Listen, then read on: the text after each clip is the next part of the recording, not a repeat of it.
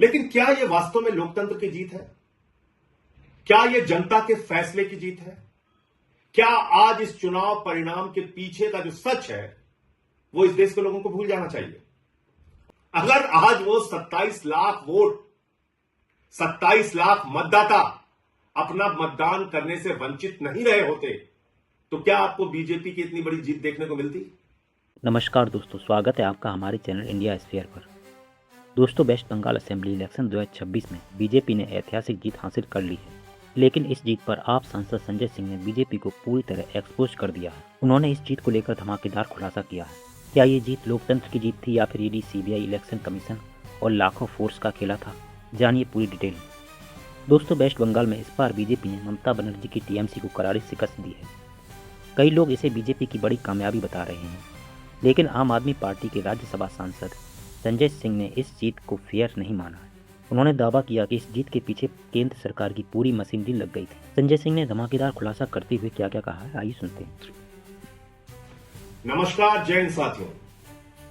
भारत दुनिया का सबसे बड़ा लोकतंत्र है और आज कई राज्यों के चुनाव परिणाम आए।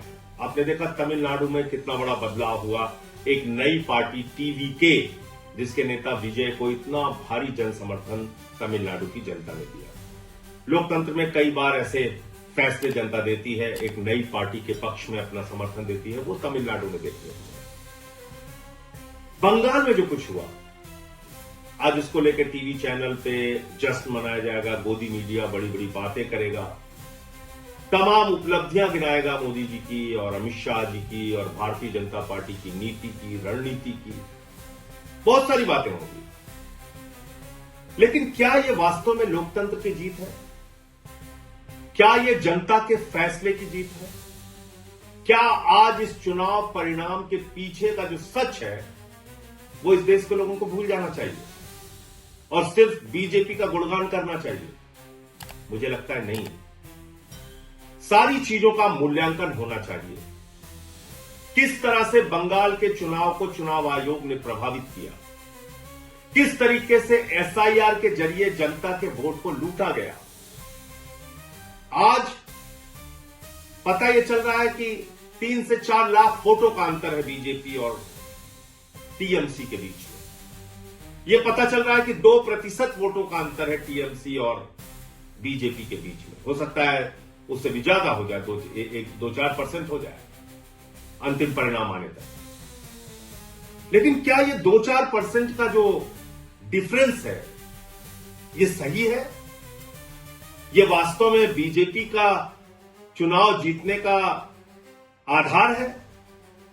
क्या सचमुच में इस अंतर के साथ बीजेपी चुनाव जीत सकती थी? नहीं। 3 से 4 लाख वोट का अंतर है, लेकिन 27 लाख वोट लोगों को डालने नहीं दिए गए। और इस काम में माननीय सर्वोच्च न्यायालय का भी फैसला आने में विलंब हुआ और सर्वोच्च न्यायालय का फैसला तो सब लोग सुन के हैरान थे कि अगली बार वोट दे देगा। अगर आज वो 27 लाख वोट, 27 लाख मतदाता अपना मतदान करने से वंचित नहीं रहे होते तो क्या आपको बीजेपी की इतनी बड़ी जीत देखने को मिलती? नहीं मिलती। एक अलग तरह का परिणाम आज इस देश के सामने होता। और आज जो बीजेपी जश्न मनाने का काम करेगी, गोदी मीडिया जश्न मनाने का काम करेगी, ज्ञानेश कुमार जश्न मनाने का काम करेंगे, वो नहीं हो पाता। लेकिन दुर्भाग्य से एसआईआर के जरिए लाखों मतदाता, 27 लाख मतदाताओं को वोट के अधिकार से वंचित कर दिया गया। तो ये जो बंगाल की जीत है भारतीय जनता पार्टी की, दरअसल ये लूट तंत्र की जीत है, लोकतंत्र की जीत नहीं है। कितनी गंदी भाषा का प्रयोग किया गया चुनाव में, प्रधानमंत्री के द्वारा, गृह मंत्री के द्वारा, बीजेपी के नेताओं के द्वारा। चलिए, वो चुनाव का एक पक्ष है। किस तरह से वहां पे केंद्रीय सुरक्षा बलों का इस्तेमाल किया गया, लगभग 2.5 लाख सुरक्षा बलों का वहां पर इन्फोर्समेंट किया गया, डिप्लॉयमेंट किया गया। 2.5 लाख सुरक्षा बल लगाए गए। कल्पना कीजिए, अमेरिका ईरान से लड़ने के लिए 50,000 सैनिकों का इस्तेमाल करता है और भारत की मोदी जी की सरकार ममता बनर्जी से लड़ने के लिए 2.5 लाख सैनिकों का इस्तेमाल करती है। इतनी बड़ी दुश्मनी ये निभाई जा रही है।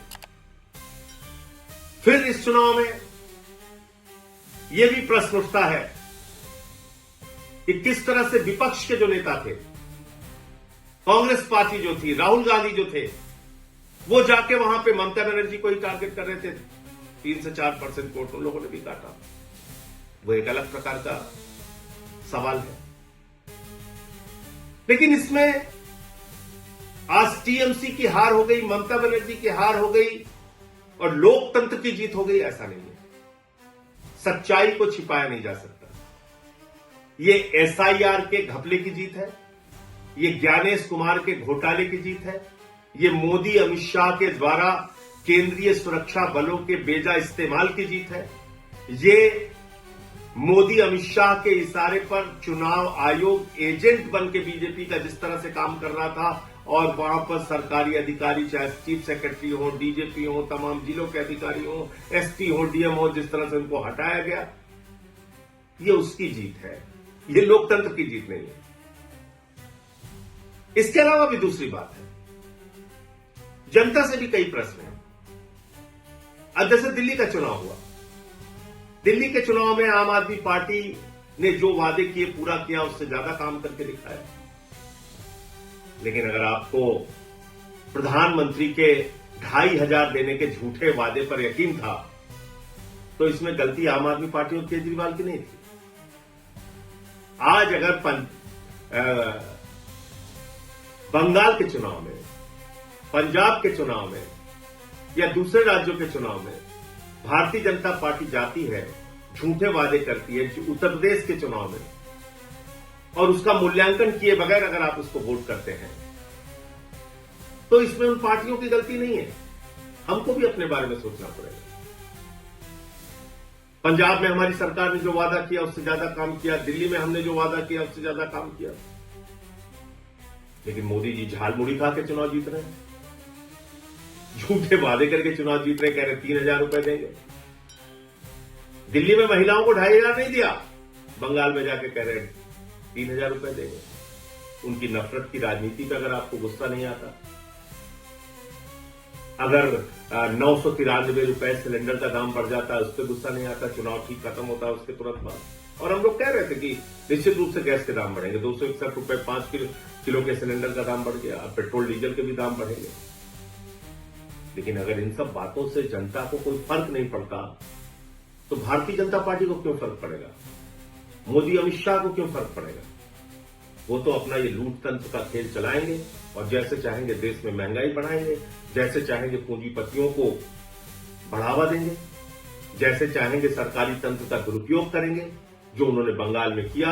ईडी का दुरुपयोग किया, सीबीआई का दुरुपयोग किया, चुनाव आयोग का दुरुपयोग किया, हजारों करोड़ रुपए पानी की तरह बहाए, अधिकारियों की ट्रांसफर पोस्टिंग सस्पेंशन किया, 2.5 लाख वहां पे केंद्रीय सुरक्षा बल लगाए, चुनाव का माहौल बिगाड़ा, जो कुछ भी वो कर सकते थे उन्होंने किया, और बंगाल में बीजेपी आज चुनाव जीत गई। लेकिन याद रखिएगा, उड़ीसा की हालत अभी आपने देखा होगा, जीतू मुंडा की तस्वीर देखी होगी, किस तरह से वो अपने बहन के कंकाल को अपने कंधे पे लेके डबल इंजन की सरकार में बैंक जाते हैं 20,000 रुपए पाने के लिए।